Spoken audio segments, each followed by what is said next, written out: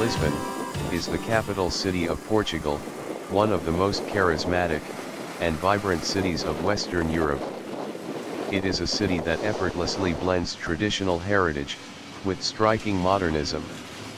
These are some of the tourist points you definitely do not want to miss. The number 28 Lisbon Tram connects Martim Moniz with Campo Aurique and passes through the popular tourist districts of Graça, Alfama, Bizot, and Estrela. This is the classic Lisbon tram journey. Riding in the quaint yellow tram as it screeches and rattles through the narrow streets of the city. You don't want to miss this ride.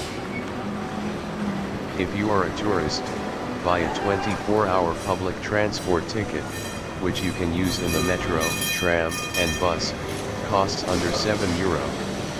A single tram ticket costs under €3. While taking the number 28 tram ride, get off at Portas do Sol in Alfama.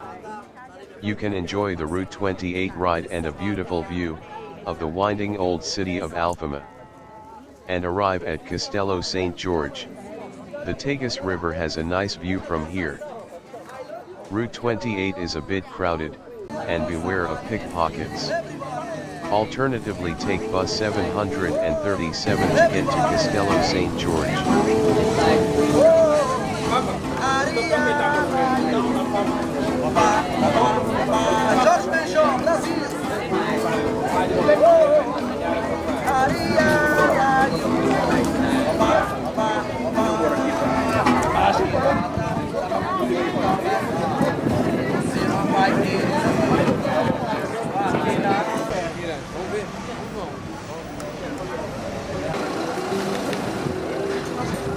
Then you can proceed to the castle.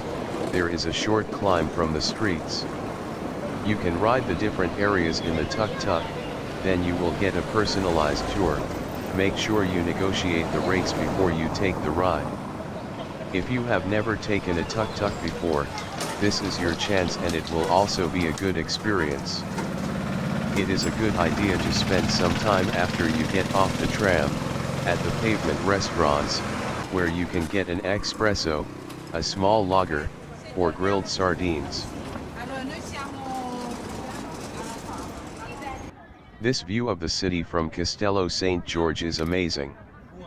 The Castelo de São Jorge is Lisbon's most popular tourist attraction, and there can be long ticket queues and crowds of tourists during the middle of the day. For a more leisurely visit, consider arriving earlier or later in the day. Within the castle is a cafe and several kiosks where water, drinks, or ice creams can be purchased, and there are good toilet facilities.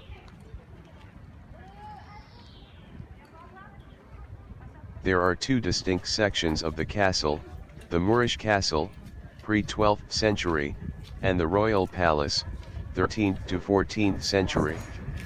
Very little remains of the palace, being converted into a military barrack, and then it was destroyed by the 1755 earthquake. The castle was equally ruined but was extensively restored during the early stages of the 1920s Republic government. Don't miss the giant drawing of how Lisbon appeared before the 1755 earthquake, which is housed in the Núcleo Museológico in the old palace buildings. This faintly drawn picture is fascinating.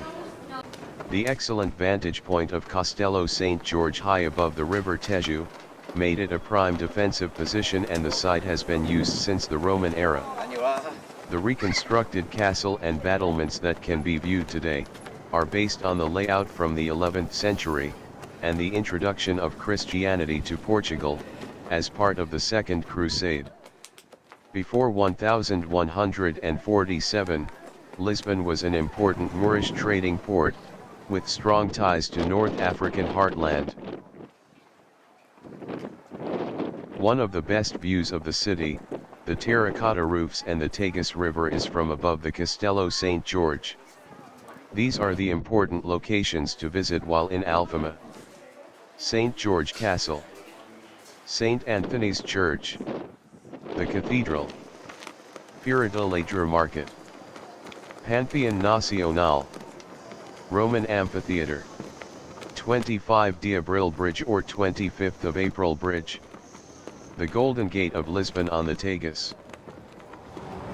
The Praça do Comércio is the largest of Lisbon's plazas. This plaza is positioned on the edge of the Tagus estuary.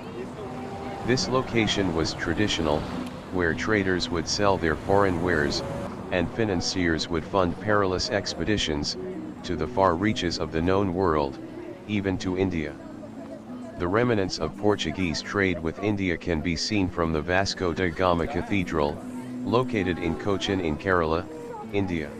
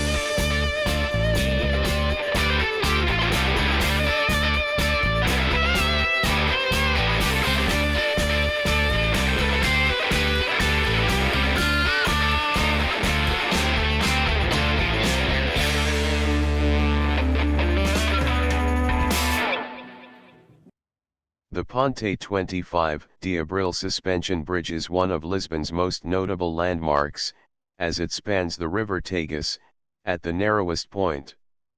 This massive bridge closely resembles that of the Golden Gate Bridge in San Francisco.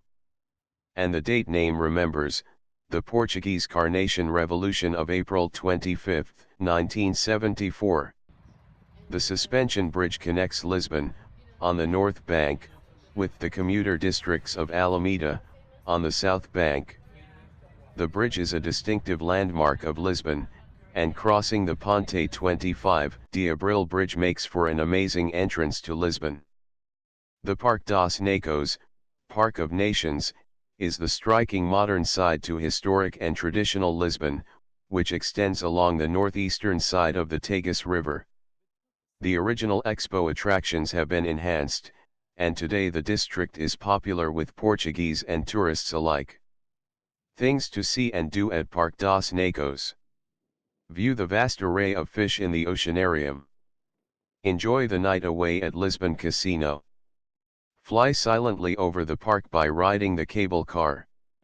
Walk through the pretty gardens and water-focused exhibits. Admire the bold urban art and ultra-modern architecture. Inside the Vasco da Gama shopping center, is a large cinema complex, and numerous great value restaurants. You can spend half a day here. If you are traveling with kids, they will love the oceanarium, or renting the Sit Segway would be a great idea. There is guided Sit Segway tour by Sitco, takes about 1 to 2 hours.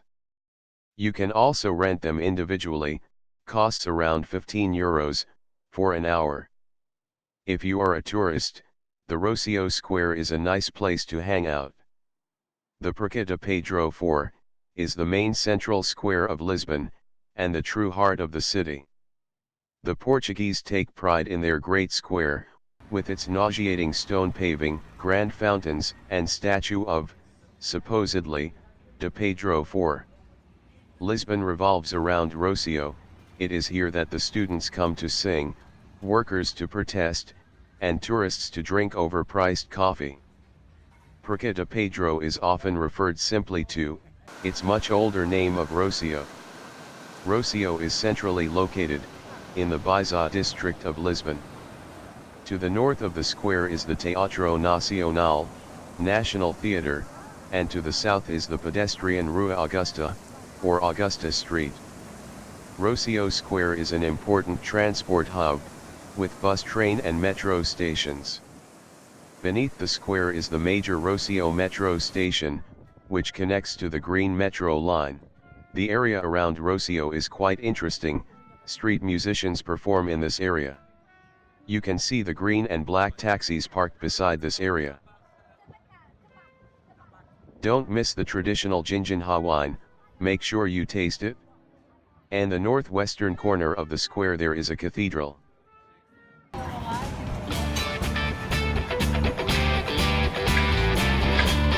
Now have a beer, and take a walk on the Augusta Street, enjoy the sights.